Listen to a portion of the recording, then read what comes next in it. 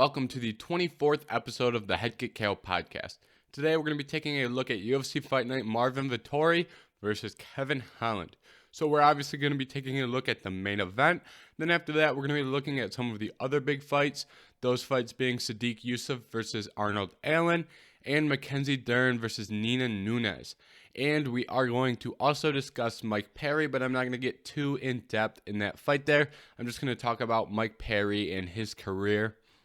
After that, there were some other interesting things that we need to talk about that happened last week. We had one championship. That card had Eddie Alvarez and Demetrius Johnson on it, so we're going to be taking a look at that, and I'm going to give some of my opinions on one as an organization overall. And then after that, we're going to be taking a look at some other news, a couple fight announcements, 2 or 3, nothing too major. And then after that, I am going to talk about Aljamain Sterling's injury and how that is going to affect his rematch with Petr Yan. So before we get started, go follow me on my other social media accounts.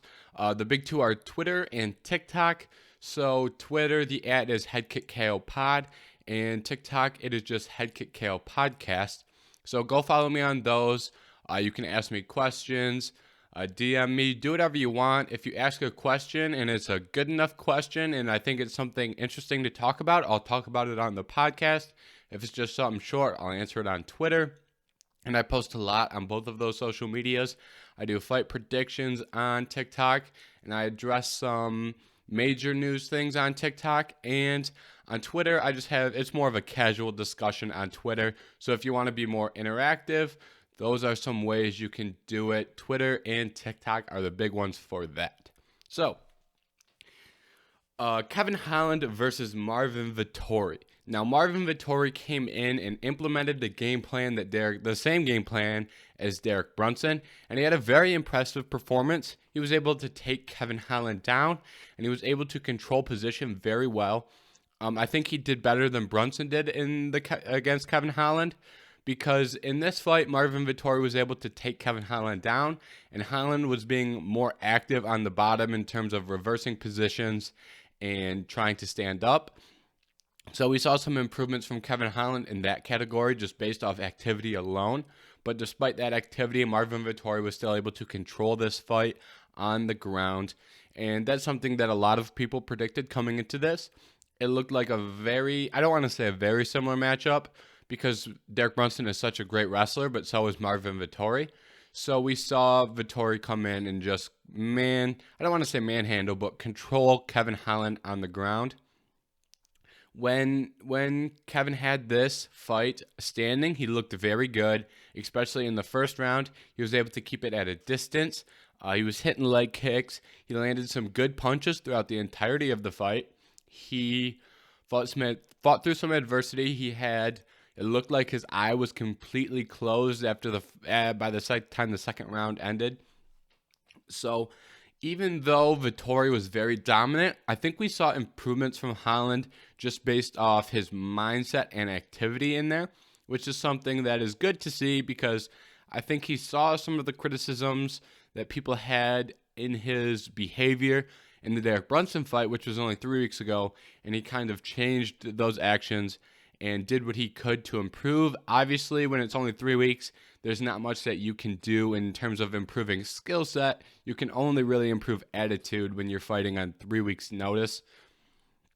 So I wasn't really expecting to see a big uptick in wrestling from Kevin, but he did what he could do in such a short period. So I respect him for that. Now, what is next for Marvin Vettori after this impressive performance? He's calling for a title shot. I don't know if he's going to get that title shot. I really don't. He has already fought Adesanya. It was a long time ago, but Adesanya has been hesitant of rematches, which is something that we've seen.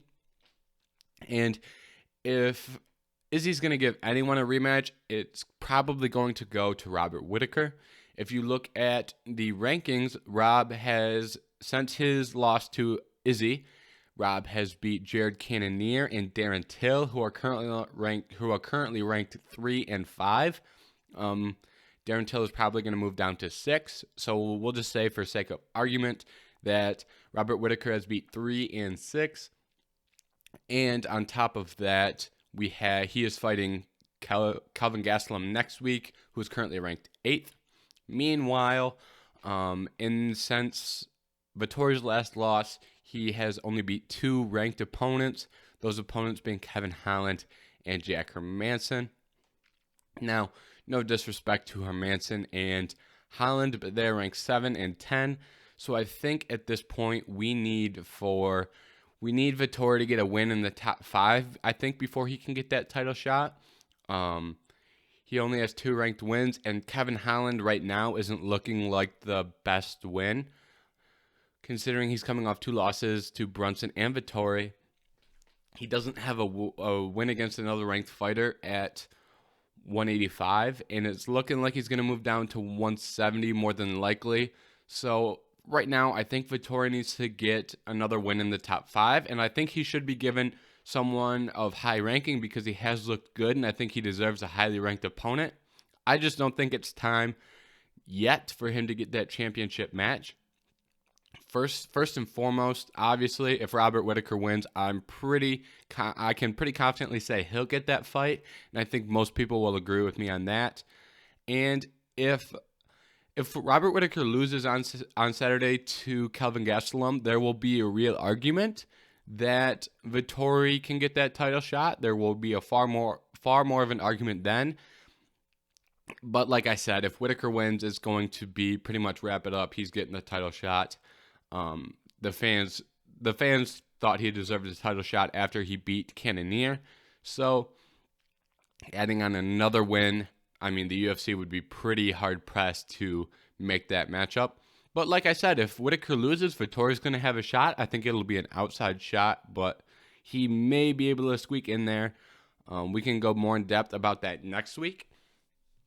But if in the situation that Robert loses, obviously. But for right now, I think the best matchup for Vittori would be Cannonier or Paulo Costa. That's my personal opinion. Someone who's ranked highly. Or you could go, if Robert Whittaker loses on Saturday, you could potentially go Whittaker versus Vittori. There's a lot of different roads here. There's a lot of guys in this 185-pound division that aren't matched up, and there's some guys who are injured. You know, we haven't had an update on Cannonier's broken arm, and since it happened, really, we haven't seen news on that. I've been keeping an eye out for that, and I haven't seen anything. Paulo Costa had to pull out with injury. Darren Till broke his collarbone. So the top of this division at 185 pounds is pretty beat up, but at the same time, it's also opened. This isn't a situation where a bunch of guys are booked. And for Vittori, I would suggest not being too picky, because if you can get Paulo, if you can get Cannonier, if you could get Whittaker in the situation that he loses, if you can get any of those guys, a win over them will propel you to the title shot. Derek Brunson, possibly. If you get a win over Brunson, you could possibly make the case for a title shot. It's all depending on what Izzy wants, because he has a lot of say in that division. But I think one more big win for Vittori could get him there, but I don't think he's there yet. So, like I said, we'll touch more on that next week, because we'll have the answer to Robert Whittaker versus Kelvin Gastelum. So we'll know for sure where those two guys are going to fit into this. And then for Kevin Holland is still, I know he's lost his last 2, but he's still incredibly talented, especially on the feet. He had his wrestling exposed, but in both those fights we saw in the limited amount of time that it spent on the feet, he looked very good. It looked like he hurt Marvin at the end of the 3rd round, I believe it was. He landed a big shot in the 5th round against Brunson. He almost finished him in the 2nd, and I think he got a borderline knockdown. I don't know if it was technically ruled a knockdown, but Derek Brunson had both hands on the mat after Kevin Holland landed a hook on him. So we're seeing Kevin Holland land some good shots, and he's proven that he's a great striker, but he needs work on that wrestling. Now, part of the reason he's so deficient in the wrestling category, part of it is technique and skill, yes, but there's also a big part of it that is his size. I mean, he's not really cutting weight. He weighed in at 183 pounds. He's really a tweener between 170 and 185. And for Holland, it's tough for him because he's got this gimmick going where he'll fight anyone, anywhere. But to do that, you can't really cut weight. So Kevin Holland's in an interesting position where I think the size is a big factor. And by dealing with the size, he can close the gap on the techniques and skills quicker. So I think Holland needs to decide. He either needs to commit to 185 and add muscle mass because he has the length of a 185 pounder, but right now he's undersized in terms of strength. But I think if he hits the weights and adds muscle mass, he could build out his frame and be a force at 185. Right now he's a little skinny and he's not really cutting much. I think he's smaller than Adesanya right now, and Adesanya is one of the smaller 185 pounders. So he's probably significantly smaller than Izzy too, because Izzy is taller, I think, but Izzy has a bit more muscle on him than Kevin Holland. So Kevin Holland needs to go one or two roads. He can add weight and in muscle, or he can cut down to 170. Both are going to be interesting experiments because those are both big commitments, but I think he needs to make one of them. At 170, you have good wrestlers as well, but imagine Kevin Holland at 170. He'd be a difficult guy to deal with on the feet. Imagine Holland against someone, literally any of those guys in the top 10 there.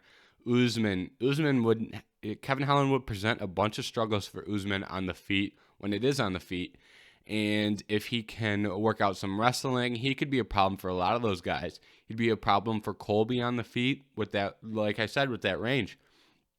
Right now, he has big reach advantages over 185 pounders. He would have massive reach advantages on 170 pounders.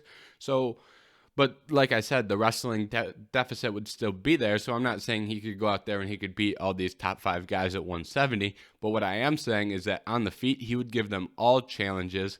And if he can find ways to cover up for the gaps in his wrestling, then he would be a force to reckon with at 185 or 170. But he has to decide. He has to commit to one of those weight classes, either cut the weight or put on weight to be a bigger 185 pounder.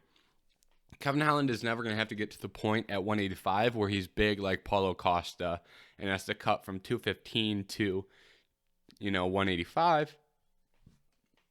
Excuse me. But he does have to get to a point where he's cutting at least a little bit of weight. Right now he's 183 he weighed in at.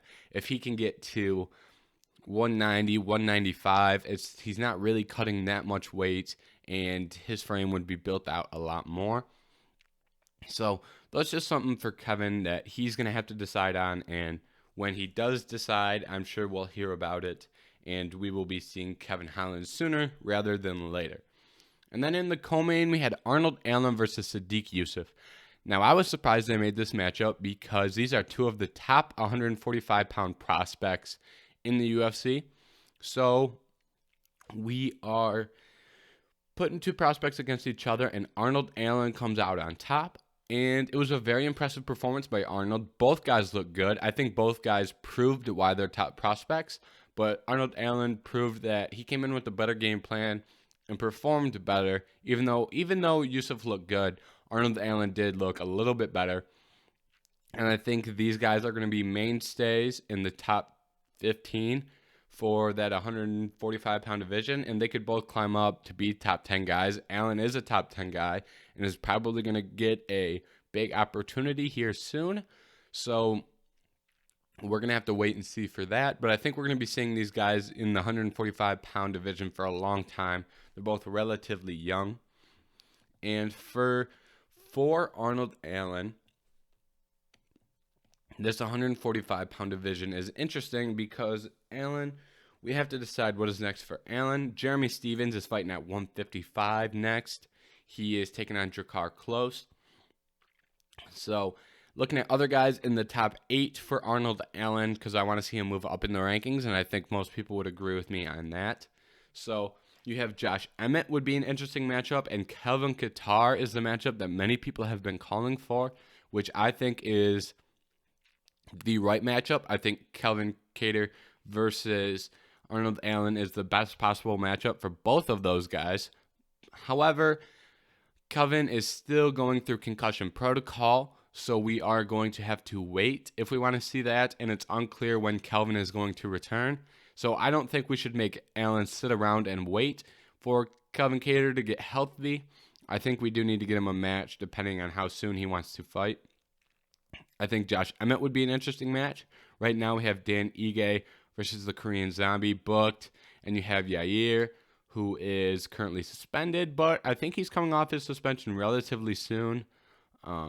However, he has been inactive, even if his suspension is lifted soon, he has been inactive. So, and I imagine that they'd try and book Zabit versus Yair in the situation where Yair comes off his suspension. So there is not really a lot of options for Arnold Allen right now. I think that Josh Emmett is the direction they should look towards, assuming that Kelvin needs a long period of time to recover, which I think he will, because he fought in January against Max Holloway and is still going through concussion protocols. So no rush on Kelvin. So let's look for Arnold Allen versus Josh Emmett, in my opinion. And for Sadiq Yusuf, I think there's a lot of good prospects at 145 right now, and I think we could match up Sadiq with another one of those guys who is knocking on the door at 145. I would have loved to see Sadiq versus Giga Chikadze, but Giga is fighting Cub Swanson. Gavin Tucker, who is another big prospect, just fought Dan Ige. You have Ila Tuporia, who's a big prospect, but he's fighting Ryan Hall. So a lot of these guys are booked up. There are still some guys, though, and I'd like to see Yusuf versus another one of. There's so many guys right now at 145 who deserve to get a ranked opponent, and I think you should give Sadiq to one of those guys.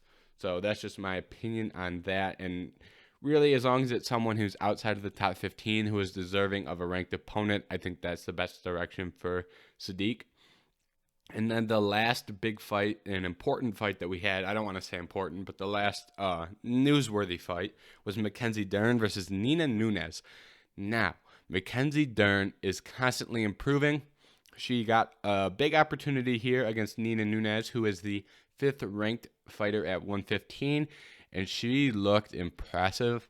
The knock on Mackenzie Dern has always been the stand-up, because she is obviously a big-time BJJ black belt, highly respected on the ground, so people always look at the striking as the area of concern.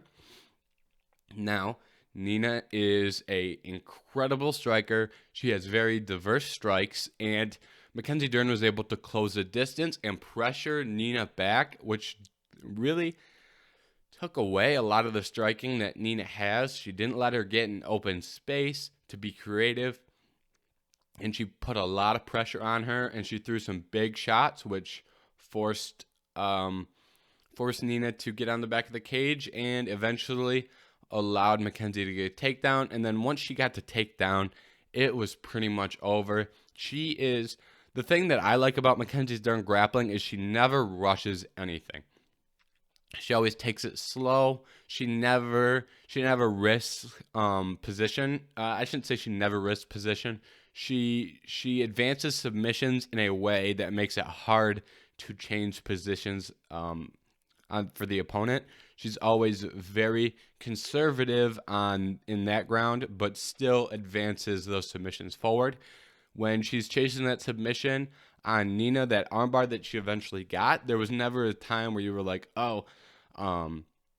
Nina is going to escape here. She always looked under control and slowly works her way into the submission and eventually finishes it. And I think that is so impressive, the way that she can methodically and just pick you apart on the ground. It's nothing that she's doing that is, it's not like, it's not a Khabib type of grappling where he's so much stronger and so much more dominant. It's slow, and it's so technically strong that it's really tough to deal with in its own right. And Mackenzie Dern, I'd like to see her in there with, I don't want to see her advance too far here in this 115-pound division. I know she just got a win over the number 5 ranked woman in that division, but I'd still like to see her kind of take it slow and develop rather than get pushed right in that title picture. I think what this fight did prove is that Mackenzie Dern has title potential. I don't know if she has the title skills right now. I think the stand-up still needs a little bit of work before she gets in there with an elite, one of those top 3-4 girls in that division, because once you get in the top half of this division, you have, and we do have the strawweight title fight in 2 weeks here, but if you're looking at someone like Zhang Weili, Joanna Jędrzejczyk, Rose Namajunas, these are all very good strikers who are technically sound, while Dern is lacking a little bit in the technicality.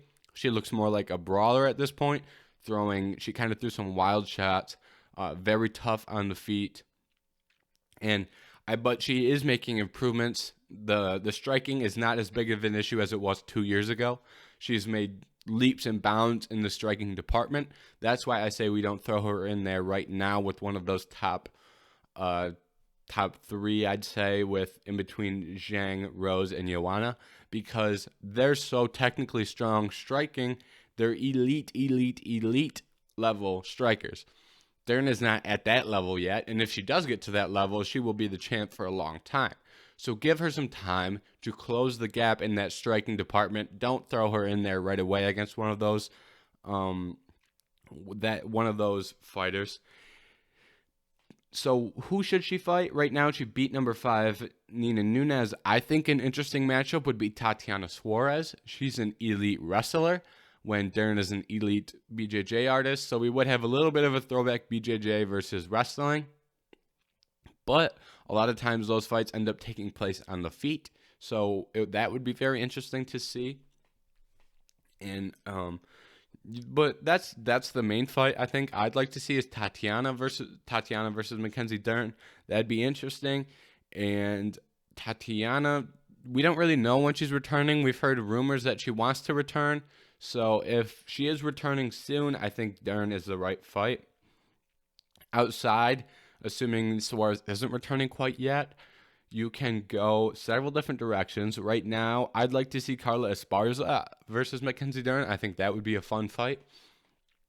Now, the question is, Carla is currently booked against Yan Xiaonan versus that's on the Cody Garbrandt versus Rob Font card. I believe that is May 22nd, sometime in May. So they are fighting relatively soon. You could look at Marina Rodriguez, I think would be a really good matchup. So someone of that tier, not that second tier, right? Not the top 3. I think the top 3 in that division are so strong between, like I said before, Weili, Rose, Joanna. I think we should give her someone just outside that tier, like a Yan Xiaonan, Carla, Marina Rodriguez. I think that group, someone out of that group would be the best for Mackenzie Dern, because it gives her time to work on her striking more, and it gives her some time to grow as a striker and as an MMA artist, because right now she is looking very good, but if we can get that striking up just a little bit more and keep growing there, she is going to be a problem, an absolute problem. You can see the potential, so give her time to let that potential grow rather than just shove her in there against someone in the top 3, as I've seen some people say. So Marina Rodriguez, or probably the loser of Carla Esparza versus Yao Xiaonan, because the winner is going to be looking close to a title fight, maybe a fight with Joanna to determine the next challenger for that 115-pound belt. But so the loser of that fight, or Marina Rodriguez, would be my number 1 pick for Mackenzie Dern. And I am excited to see Mackenzie Dern back in action whenever that happens. Now, the last thing I wanted to talk about from this card was Mike Perry. And before we talk about Mike Perry, let's just acknowledge Daniel Rodriguez's great performance. He went out there and did very good. He did exactly what he needed to do to win. Went out there and threw ones and twos and some hooks and really beat up Mike Perry. And he did enough grappling to negate Mike Perry's wrestling. So very, very good performance by Daniel Rodriguez. I'm excited to see what he can do. But I want to talk about Mike Perry because this performance from Mike Perry was pretty interesting. He didn't show much head movement, and I'm not sitting here trying to bash Mike Perry, but I think Mike Perry would agree with all the things I'm saying, because after the fight, he had an Instagram post, and he said something along the lines of, this isn't a direct quote, this is my recollection. He pretty much said something along the lines of, I used to be great, and I'm not just there anymore. I'm just not there anymore. Which, if we pull up Mike Perry's record, you would be able to see that. He started off very strong in the UFC, got that fight against Cowboy that he earned, had some good performances against Vicente Luque, and then, he just hasn't continued at that same level. I mean, he started off as a bright prospect, and then he eventually loses. He's got a win over Paul Felder, but he was, at one point in his career, he was, 10-0, it looks like, or close to that. Now he started off, where these UFC fights, he started off 2-0 in the UFC, then loses, drops one, and then wins again, and he looked like he was going to be he was a big time prospect for the UFC, and he's kind of fell off as of late. Since, he's got the loss to Means and Rodriguez, this hasn't looked great for Mike Perry. And I don't know he's still got one fight on his UFC contract, and I imagine that will play out. What the future looks like for Mike Perry is going to be interesting. Because it's not that he's not talented, it's just that he's underperforming. I think Mike Perry has the talent and the ability to go out there and have some great fights and some great performances. I just think he's underperforming to his potential. I don't know why that is.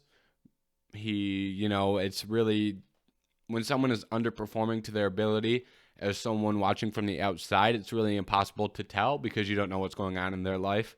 But for Mike Perry, all I can say is I hope he goes out there and he gets a win.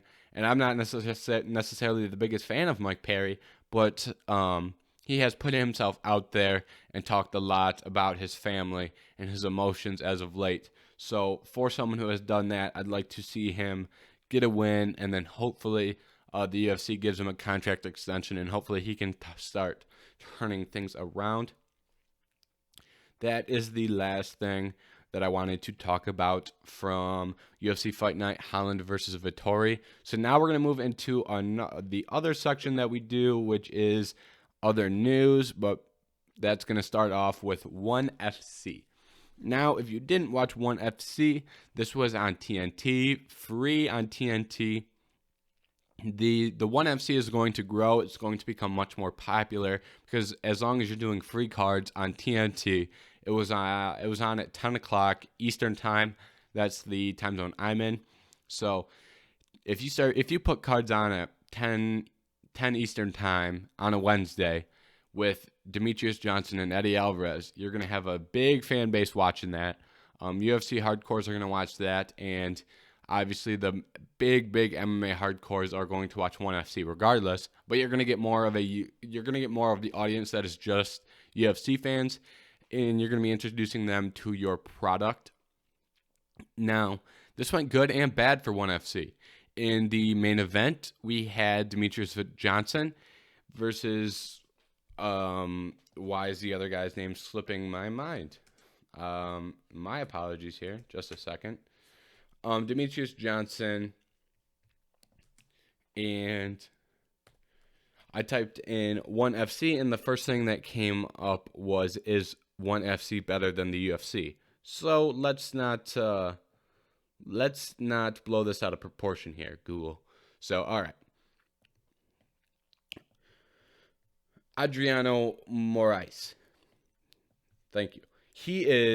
Adriano Moraes looked very good here. He wins the first round, and he out-wrestled Demetrius Johnson. Whether that is, I think a large portion of that is pure skill.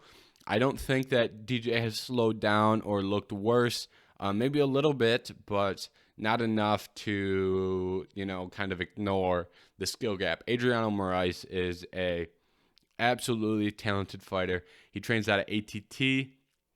That's where Jorge, Dustin Poirier, that's that whole group of fighters, and they all said he was good. They said he's legit. And he went out there and had a very good performance against Demetrius Johnson. Now, the ending of this fight, if you didn't see, it was a knee to a grounded opponent, and that is legal in ONE FC. And I think that brings a big question here of if that should be legal. I personally don't believe so. I don't think that. I think it sounds weird saying it's dangerous because we have people fighting in a cage. So yes, it's dangerous. But I think the majority of the time that you see someone land a knee to a grounded opponent, you see the opponent get knocked out. So I think that just goes to show how dangerous those are. They're a reason that they're illegal in the UFC. And I think it should stay that way. But for ONE FC, I'm not the biggest fan of them, but they are going to stay. And I will keep watching ONE FC, so I'm not trying to make it seem like it's that major of an issue. But it's just a small thing there. And then we had Eddie Alvarez, who got DQ'd against one of the best ONE FC lightweights. This was a crap call. If you didn't watch it, there's a whole lot went into this. I posted my initial reactions on TikTok. Sorry for another plug to the TikTok, but if you go to my TikTok, there is my initial reaction. I made a video directly after it happened, posted that on TikTok, and then I posted the video of Eddie Alvarez's DQ. So if you haven't seen the DQ video, go to my TikTok. It's the most recent TikTok I've posted, so you will get my initial reactions to the DQ followed by the DQ itself, if you don't know what I'm referring to. But I will try and describe it. Basically, Eddie had his head. He was using his head to control his opponent, and he couldn't see where the strikes were landing, and he's throwing strikes, and they're landing to the back of the head. The ref, you can't really hear the ref warn Eddie until he separates them. And then when that happens, his opponent does not get up, and that ends the fight, and Eddie Alvarez is DQ'd. The big thing here is that these strikes were not intentional. These weren't intentional blows to the back of the head. They were incidental, and Eddie was not warned. He didn't know that he was doing this. So in my eyes, it should have been, you could make the case that it should have been a TKO for Eddie, but you could have also made the case it should have been a no contest. I think no contest is the best route because I don't like giving someone a TKO after strikes that are borderline illegal. It's just, it looked like they were landing to the back of the head. So for the sake of the defensive guy in that position, give it a no contest. But in no situation, we could sit here and debate no contest TKO for Eddie any day of the week. But regardless, it's not deserving of a disqualification loss. And that's I think that's about as simple as I can say it, is that he didn't deserve to get DQ'd. In no world was that worthy of a DQ. So that was absolutely ridiculous. And it was in like the first minute of the fight, and Eddie was looking good. He came out, got a takedown, was controlling on the ground, landing ground and pound until that happened. So I'm excited to see Eddie back in soon. Hopefully they give him another guy who's ranked really highly at ONE FC, and hopefully Eddie can go out there and perform, because Eddie has been a mainstay in the MMA world, whether that's his fights over in Bellator, the wars he's had in the UFC, or what he's doing now in ONE. So hopefully Eddie gets an opportunity sooner rather than later. And ONE FC, I'm just going to say a couple blanket statements about ONE FC. Like I said earlier, I'm going to repeat this. If ONE FC keeps putting on free cards on TNT on Wednesday nights, I'll keep watching them. I guess the night of the week doesn't really matter. Just don't put it on at the same time as UFC and I'll watch. So any night of the week, as long as it's free and not on the same time as UFC, I'll be watching ONE FC. The ONE FC is they have very talented fighters. Sergio Moraes is a great fighter. John Lineker over there. They have DJ, Eddie Alvarez. They have a lot of very talented fighters. They have some great prospects. Rug was on that card and got a very dominant win. If you don't know who Rug is, He was a sensation over in Africa they have like a traditional martial art in Africa, which is done by varying tribes. I'm not an expert on that or exactly what that is, but he was the best at that, a very traditional old school mixed martial art, and he is bringing his game to the world of MMA, and he is 3-0. He's an athletic specimen, and he looked very good in his most recent performance. So keep an eye out for Rug. He has a similar. I don't want to say similar origin story to Francis Ngannou, but a lot of people are comparing him to Francis just because grew up in Africa. Very different, but I've seen the comparison. Probably not a great comparison, but that is something that is out there, and that may be something that you hear again. So keep an eye out for Rug. But like I said, ONE FC has some very talented fighters, and ONE FC is very fun to watch. You have if you've never watched ONE FC, you have MMA bouts, you have kickboxing bouts, you have Muay Thai bouts, all on the same card. So that is something that is very interesting and fun to watch, and it changes the pacing a little bit of the fights you're watching. You saw great wrestling in the DJ and Sergio Moraes match, and then the next fight's a Muay Thai fight, with two top Muay Thai guys. Road to Hang is a great Muay Thai artist, and he won that fight. So you're mixing several. It's interesting because you're mixing martial arts in terms of what you're watching. You're not doing them at the same time, obviously, but you're mixing it for the viewing experience with that, which I think is something very interesting. I don't suggest any other organization to do it other than ONE because they already have it in place. And the only problem with that I see for ONE is sometimes they're in a ring, sometimes they're in a cage. Muay Thai is better in a ring. MMA is better in a cage. So you have to kind of give and take here, and that presents some issues for that. And I've seen some people say that the UFC should try this, but that would be ridiculous. The UFC cannot implement this because it would not work. And the main reason it wouldn't work is because you would have guys, they'd be in MMA, they'd be in the Muay Thai section, they'd be in the kickboxing section, and it would get crazy. For example, those guys who talk about, so you would have, say, Khabib, you would have Conor challenging Khabib to a Muay Thai match or a kickboxing match. You would have, these guys who make comments about wrestling, like Masvidal versus Usman.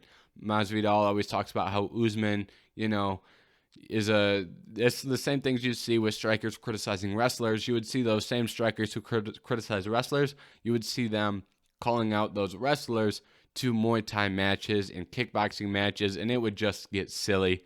And then they would try to reflect those things in the MMA rankings, and it would just be a whole situation that would be wild.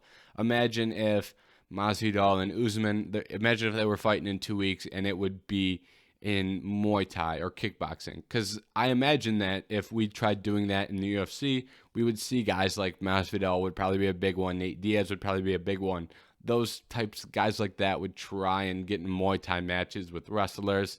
Conor would probably do that. Conor would have probably called for a Dustin Poirier match in just boxing. Probably call for a Max Holloway match in just pure boxing. So and then we would see guys, say Masvidal and Usman fight in Muay Thai, and then Masvidal wins because he's probably the better striker at this point in their careers. I think Kamaru was growing into striking, and I think he could be an elite striker like Masvidal one day. But right now, I'd probably give that match to Masvidal if they fought in a Muay Thai match. So just for the case of argument here, you would see Masvidal beat Usman in a Muay Thai match, and then you'd see him say, hey, I'm the champion. I beat him in a Muay Thai match. I'm the MMA champion. And it would just get sloppy, and it would not work out well. It would cause a whole list of issues because I think in the U.S., ONE has done a great job of having them separated. You have the Muay Thai guys, one set of rankings. You have kickboxing, one set. MMA, one set. And these guys aren't really interchanging all too much. And I think in the UFC, that's where the issues would come in, and guys trying to dip their toe in all of those different combat sports rather than just focusing on the MMA. And so that's just something that I wanted to talk about because I saw that notion that the UFC should try this mixing. I think mixing can work if you have them separated like one does, but then you still have the cage or ring issue. So I think this brings a lot of issues to the UFC that they don't currently have. So just keep it out for now. Eventually, if you can, you might be able to make it work one day. That's fine, but right now, just keep it out until maybe ONE FC finds a way to get this ironed down and 100%, and then it may be something to look at. But like I said, for right now, it's not the best idea in my opinion.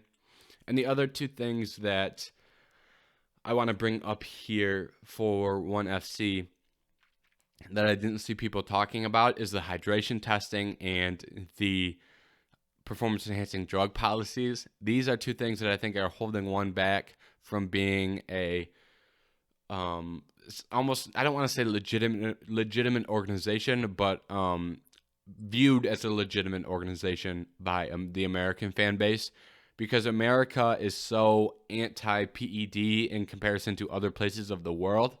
And right now, when, ONE FC doesn't really have a steroid testing policy. They claim to be working with, I think it's WADA, the world, same thing as USADA, but it's just world instead of just the USA. But not the same thing, similar things. So they were working with WADA allegedly to give their fighters drug and PED tests, but Gary Tonin, who is over in ONE FC, who is a big Brazilian Jiu-Jitsu competitor, I'm very respected in that field. He has talked about how he didn't think they were testing, and they're not very transparent with those things. Same with the weight cutting. You have all of the weight classes are bumped up 10 pounds because, for example, flyweight is 135 in ONE because they're not supposed to cut weight. So, I don't know exactly how that works because they're hydration testing to make sure people aren't dehydrating when they're weighing in, which in theory is great. But then we see guys who are massive for weight classes, like when you see a UFC guy go from UFC to ONE, like DJ moved up from 135 to, or 125 to 135, and now he's staying at 135. You've seen guys like Eddie, who was at 155, and now I believe it's 170. You saw the reverse with Ben Askren. He was at 185, moved down to 170 when it came to the UFC. So it's really such an interesting thing because you see big size differences. Eddie's opponent was far bigger than him. DJ's opponent was far bigger than him.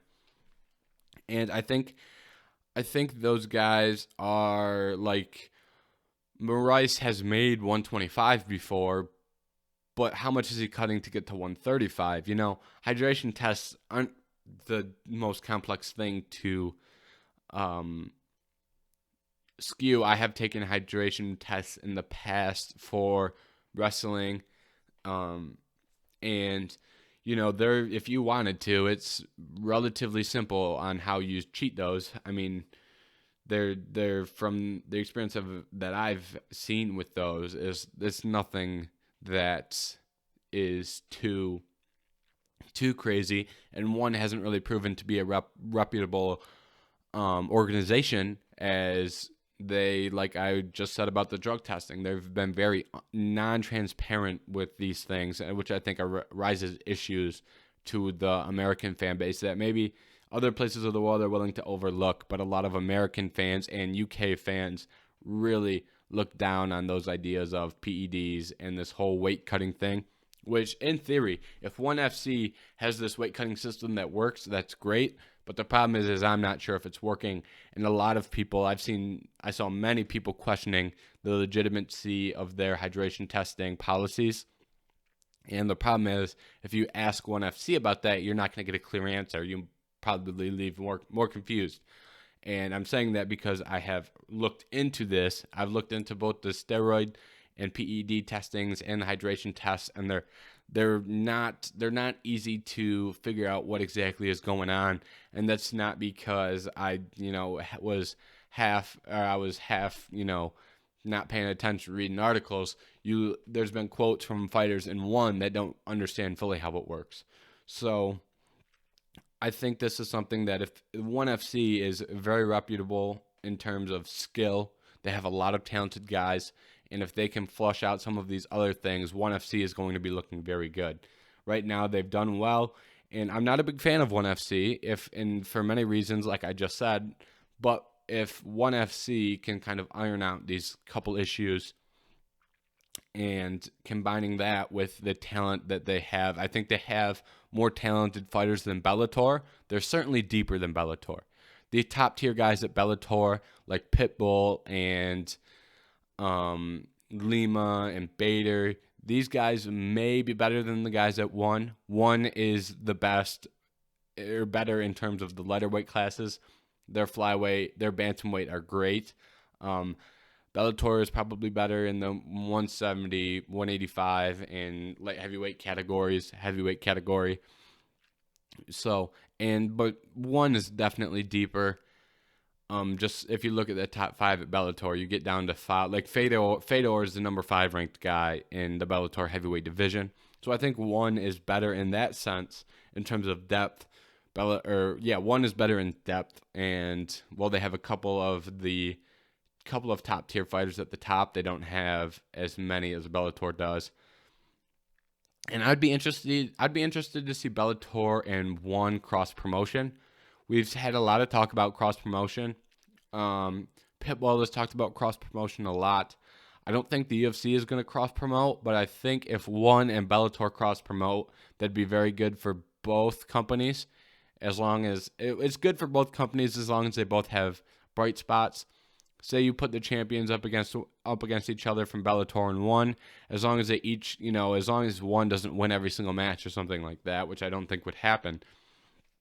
But if you each get a couple wins, I think it'd be very good for both organizations. But there's hurdles, like I was talking about earlier with the grounded knee rules.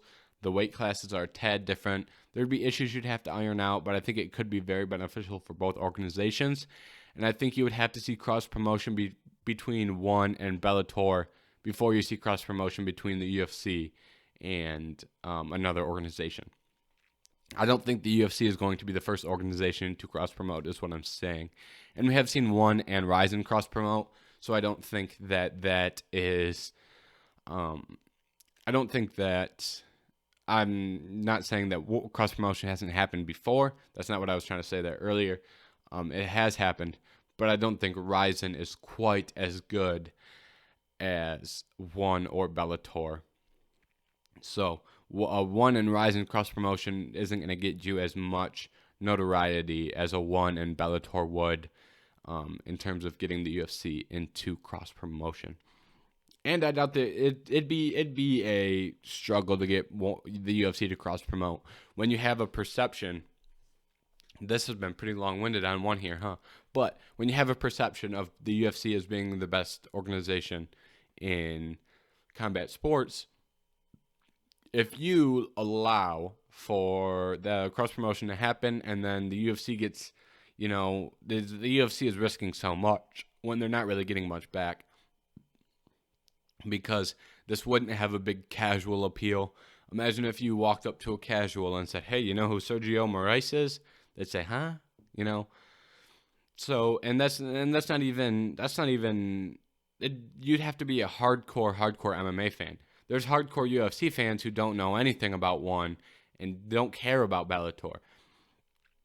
So for the UFC to do this, they would be catering to such a niche group that they're putting so much at risk for little reward. So I don't think we'll ever see the UFC cross-promote. But I think a ONE and Bellator thing would be a cool idea.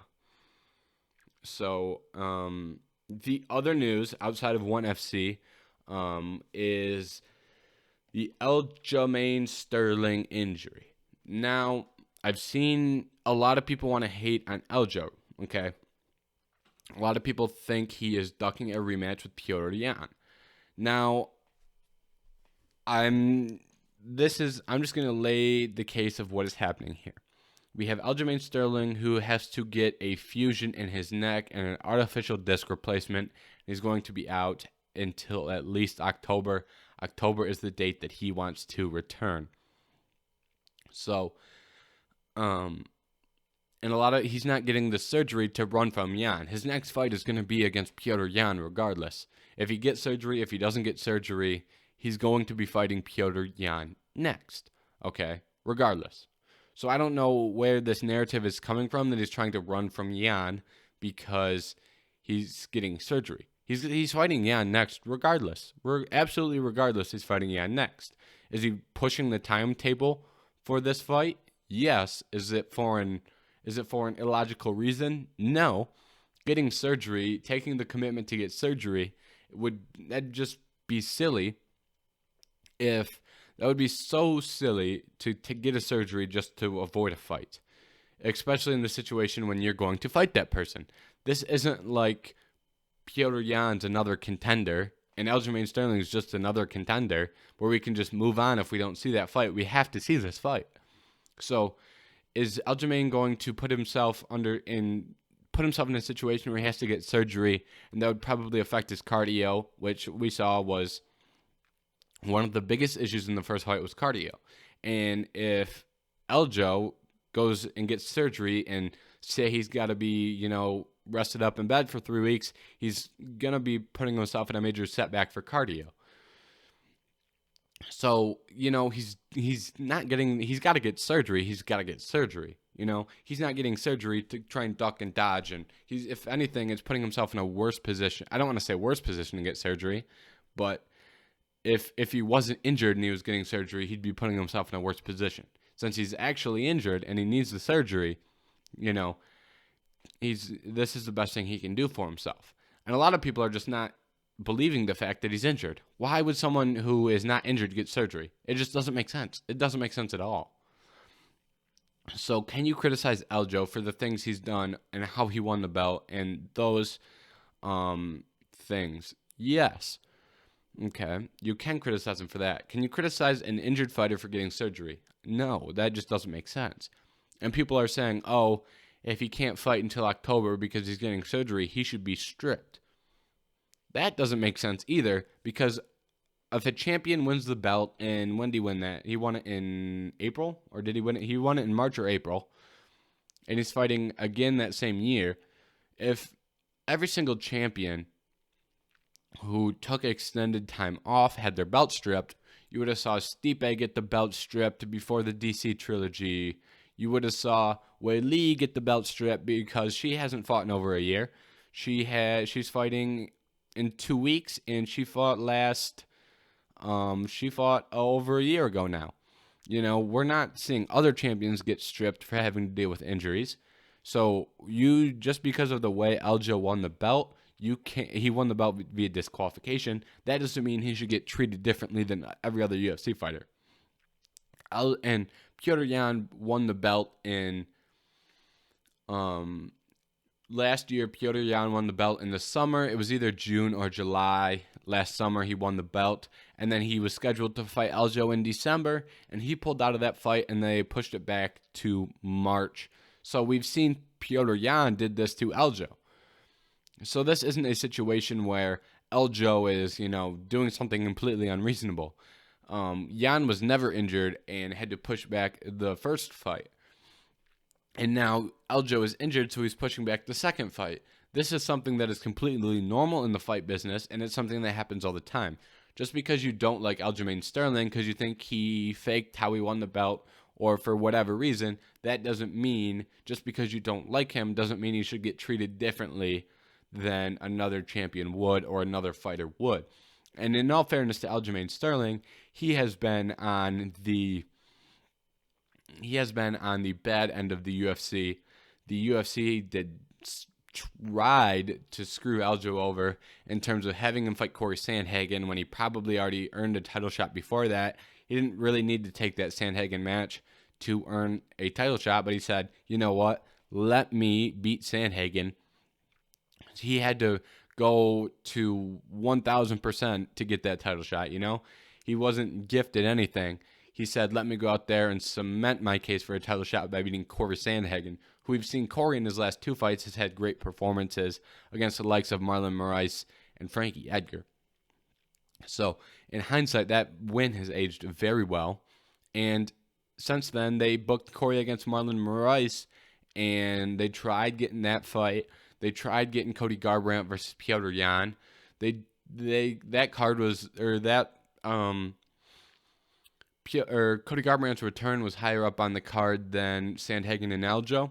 So it's not like the UFC has been overly nice to Aljo in terms of getting him his first title shot. We went through a lot to get that title shot, and now all he's asking is, "Hey, I need surgery. I'd like to hopefully return by October." That's not a unreasonable timeline to ask for a return. That's March, April, May, June, July, August, September, October. 7 months. That's not unreasonable for someone to ask for. And unfortunately, the division is going to be pushed back a little bit because you have Sandhagen and you have Dillashaw fighting and you have Font versus Garbrandt. So, and this is a product of the 135-pound division being so good. If this division wasn't so good, it wouldn't be as big of an issue. But when you have Yan, who is an uncrowned champion in many people's eyes, the return of Dillashaw, you have Corey Sandhagen, who's put on spectacular performances. When you've had all these things, it makes people want to see that belt defended so frequently. And at this point, it's just not realistic. And that is something that people are going to have to work through. And kind of, like I said, you can't really blame Aljamain Sterling for, needing a surgery. And a relatively serious one at that. And then the last piece of news, the last 2 pieces of news we have today are fight announcements. The 2 fight announcements being Neil Magny versus Jeff Neal was booked for May 8th, and Tai Tuivasa versus Greg Hardy was booked for July 10th. July 10th is Conor versus Poirier, so that's another fight on that card. These are 2 fights where I think these are the best fights that the UFC could book at this time for these fighters. Neal versus Magny is really good. They're both coming off a loss to guys who are ranked directly next to each other in the rankings, I believe, in Thompson and Chiesa. So they're 2 guys who are in the same range, in the same situation. Get them in there against each other. Great matchmaking. Tai Tuivasa, Greg Hardy, 2 guys who heavyweights, throw big hands, boxing fundamental. I don't want to say fundamentals, but majority boxing from a striking aspect. And both in similar positions of their career where they've had some ups, had some downs. So Tai Tuivasa, Greg Hardy, absolutely great matchmaking. So I didn't want to end today's episode without announcing those fights to you if you are listening, if you haven't seen those, and kind of give the matchmakers credits for the matches they've been making, because the UFC matchmaking has been on fire. We talked about it last week. We had like 5 or 6 announcements last week that were all great announcements. So great matchmaking for the UFC. Had to say that. And once again, make sure to follow the Twitter at HeadkickKOPod and the TikTok at HeadkickKOPodcast. Send questions my way. Tag me in things you want me to see. I'll see it. I'll talk to you. We'll be interactive. And if you have a question that you want me to talk about on the podcast, I'll talk about it on the podcast. It's a little way for you guys to be a part of the podcast. So either of those things, go follow on those social medias. And thank you for watching this episode of the Head Kick KO podcast.